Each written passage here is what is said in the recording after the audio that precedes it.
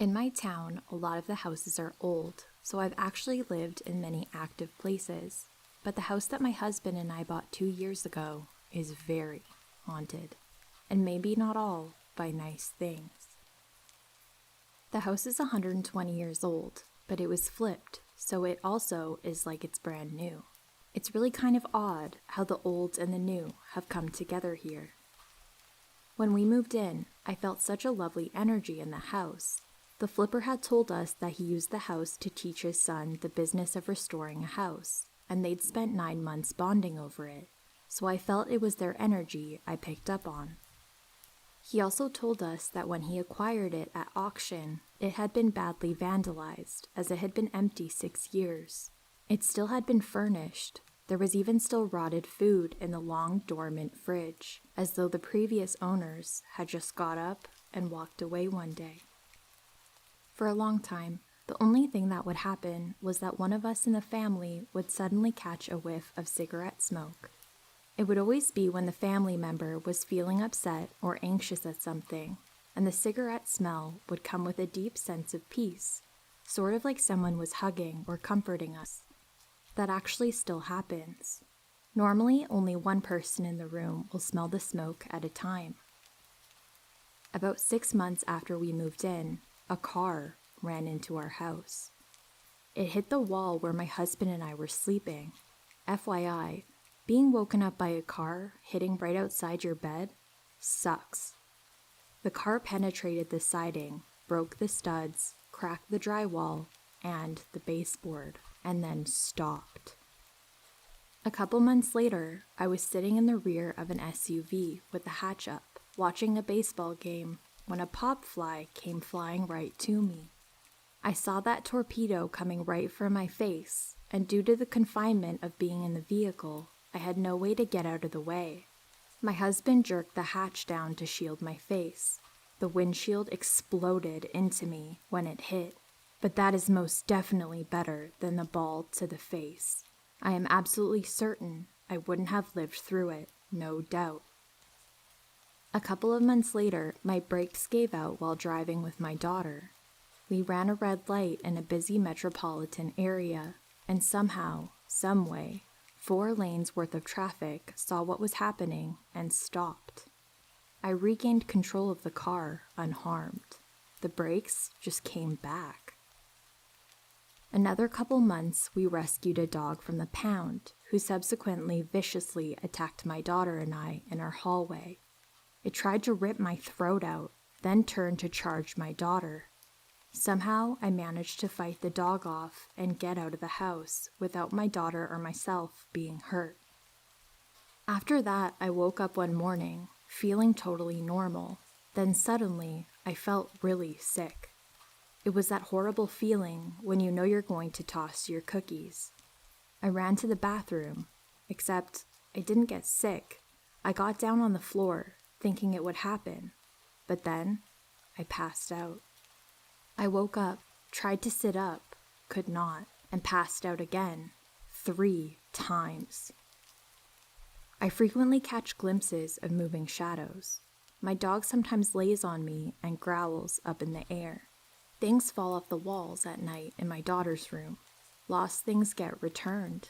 All trees die in our yard. I frequently wake up with blinding headaches. Not long after the passing out incident, I mentioned the cigarette smell phenomenon on Facebook. A lady messaged me telling me that she had grown up with best friends who lived there, and the house has a dark history, if I wanted to hear it.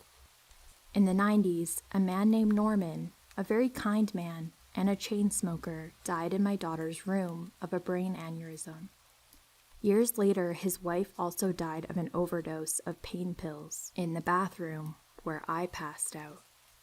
We later went on to do more digging and met Norman's brother, who said that there was also a fire in the house before his family owned it, and that killed a little boy. The brother said that the family had left because it was too active for them. The daughter of the family saw a shape of a man in her parents' bed, Norman's room, and thought it was her dad napping, but found her dad downstairs watching TV. I do believe that there was something bad here that has hurt former occupants, but I also think those same occupants stick around and look out for us. How many times does a car hit hard enough to bust through the siding and studs, but not get the rest of the way through? How often does every single person in a busy intersection manage to drive so defensively that an accident is avoided when brakes fail? What are the statistics on death by baseball, and are near misses even more unusual? And might Norman's wife Janet just have wanted me to know what happened to her? Maybe I felt as she felt, but got to live on. Norman's brother said that he loved this house. He lived here happily for decades. He said he was a wonderful person. He showed me pictures, and he, by golly, did have one of those faces that you can tell is just kind. I already knew by how comforted we feel when we smell his smoke. I'd love to know more about him, and especially the little boy who died. But one thing's for sure, the brother said Norman would love that we take good care of his home, and what a loving family we are. So we won't be going anywhere anytime soon. I'm laying by the wall as I type. Norman's got me.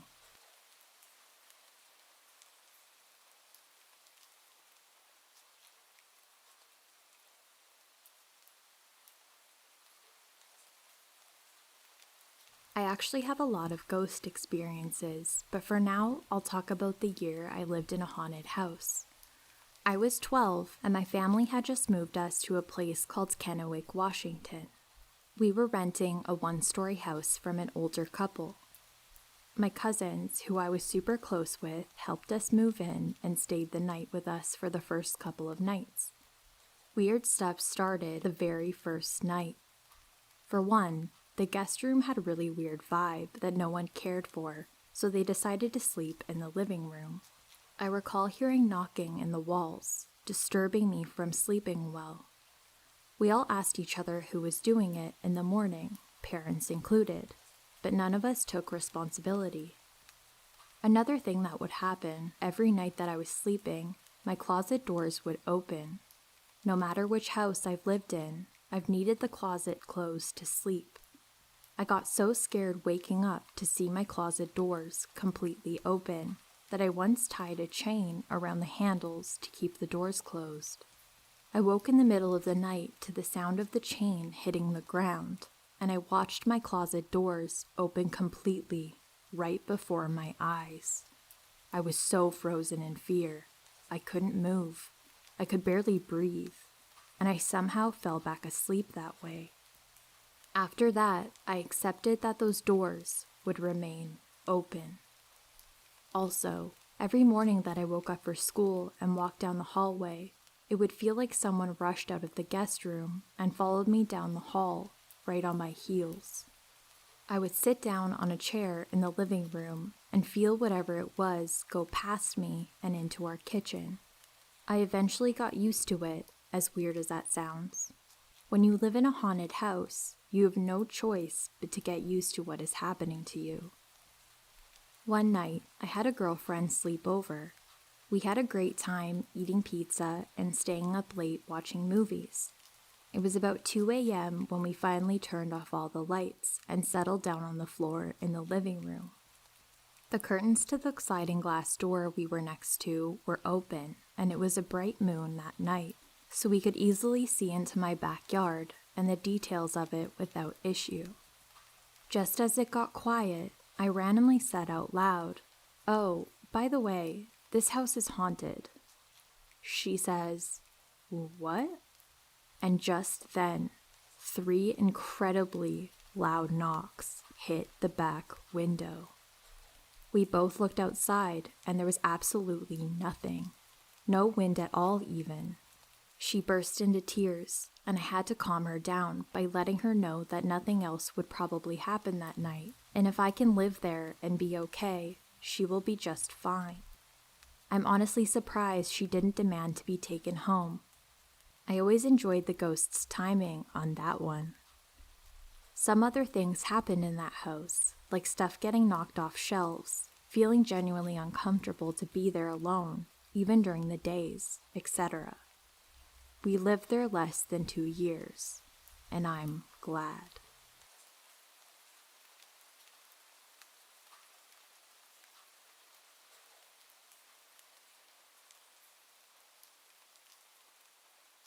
This is kind of long, so bear with me.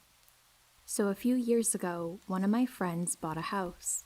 Later on, adopted a dog. From day one, she barked at nothing in the dining room. Nothing at all.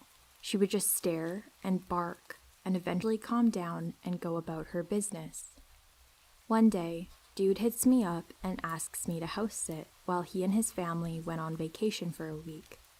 I saw it as a chance to sit around by myself for a bit and kick it, so I accepted. From the couch in the living room, you can see the dining room fully, part of the kitchen, and the hall bathroom. The first night was kind of weird, but I've lived in a haunted house for 25 years, so bumps, creaks, and shuffling is nothing new to me. I heard all of these, and since it was a fairly new house, I didn't think anything of it. Well, in the middle of the night, his dog just starts barking like her life depended on it. I'm now just lying on the couch, watching her, and waiting on her to stop so I can go back to sleep. Well, she starts growling and then tucks her tail, her ears laid back, and bolts back towards me, crying. That creeped me out a little, but like I said, I've lived in a haunted house for almost my entire life, and have seen my dog do the same thing many times, so not really any skin off my back, just yet. That morning, I wake up, let her out back, and go back inside to get ready for work. I go outside a little later to call her in, and she's just staring at a chair on the patio, growling. The chair sits just outside of the window in the dining room. When she finally notices me, she stops and comes right on inside, and instantly looks at the dining room and starts barking, just the way she did the night before. Again, I'm a little creeped out, but it's nothing I haven't seen before, so whatever, I go on to work. I get back from work and the dog is nowhere to be found. I called her over and over, searching everywhere. Finally, I find her underneath my friend's bed, tucked into the furthest corner, all curled up. After a few minutes, I'm finally able to get her out. I go into the living room, sit down, and start watching TV. She's sitting next to me, looking at the dining room from the corner of her eye. Something obviously scared the piss out of her, which is even more apparent now that she won't look directly over there. A couple hours later, I get up to let her out back. She won't come to the back door, which is next to the dining room, so I take her out front and lead her to the backyard. I'm standing out back watching her and basically enjoying the summer night when I see a shadow in front of me from the window behind me, the dining room window. He lives in a subdivision within walking distance from a crappy neighborhood, and there were a couple of vehicles broken into a few weeks prior, so my first thought is just maybe someone snuck in while I went around the back of the house. So I sneak back around the front and bust back inside. There's no one in the house. Not one at all. The shadow definitely looked human. It was definitely moving, and it definitely wasn't mine. Well, that was weird, but again, it's nothing I haven't experienced before. I called the dog back and go on in. Getting ready for bed. I've been sleeping on the couch, in case y'all haven't picked up on that, and the dog starts growling at the dining room again. Did so for about 5 minutes, and then turned and came over to me. Didn't cower or whimper this time. Well, I turned out the lights and laid down. Sometime during the ungodly hours of that morning, I hear what sounds like a loud click, which wakes me up. I look around and notice that the dining room light is on, and a chair is pulled from the table, facing the living room. That made the hair on my neck stand up. The dog is still asleep. Eventually, I get up and put the chair back in its place and turn the light out, walk back to the couch, lay down, and roll over away from the dining room. Then I hear the chair move against the floor. Now I'm freaked out. Dog still hasn't woken up. Curiosity gets the best of me, and I slowly roll over. The chair is facing the living room again, and I see something in the corner of my eye. The same shadow figure I saw that night is now standing in front of the hall bathroom. I guess spirits have bowel movements now and then.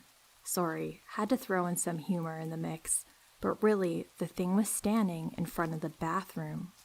Even though I can't see detail other than a silhouette, I feel like it's just staring at me. So of course, I roll over like an elementary kid and throw the blanket over my face. I didn't sleep until my alarm went off at 8 a.m. Now it's Wednesday, and Dude comes back Friday. I get up, ready for work, let the dog out, etc. The weird part is that I didn't feel uneasy or unsettled at all. Maybe it's because of me living in my own haunted house for so long. I don't know. Well, that night, nothing unusual happened at all. No shadows, no barking, growling, no chairs moving, and no lights turning on. Thursday night. Watching TV when the motion sensor floodlight on the back patio turns on. Dude's backyard bumps into some woods, so I'm thinking an animal made its way past the house. Then I see a shadow, pacing, back and forth across the window outside. Again, I'm thinking someone down the road may be outside, so I grab a shotgun and sneak around back. No one is there. Then I hear the dog barking inside. I mean, she's barking really intensely, getting creeped out again. So I run back inside and see her squaring up to something in the dining room. I don't see any shadow figures, but the cabinets are all open and the same chair is pulled away from the table again. She starts growling and then bolts to Dude's room with her tail tucked. Now I'm just standing here, staring at the dining room table, not really sure whether to stand there and piss myself or cry like a little girl. Like, I'm feeling super uneasy, really uneasy. Eventually, I coax myself into closing the cabinets and putting the chair back in its place, again. The rest of the night, I sat on the couch and watched TV. I couldn't get the dog to come back out from under the bed. I kept looking around from the corners of my eyes. I never saw anything else the rest of the night. My alarm went off while watching reruns of Survivor Man, and I got up, got my crap together, and went to work. Later that afternoon, my friend texts me that he's made it home and asked why the dog is being so weird. I told him that I would explain when I got off work, so after work, I head there and tell him the whole story. He said that he's seen her bark a few times at nothing, but never really intensely like I'd seen. Since that week, I've house sat there a few times, and not once has it happened again. I can't explain it as anything other than something paranormal.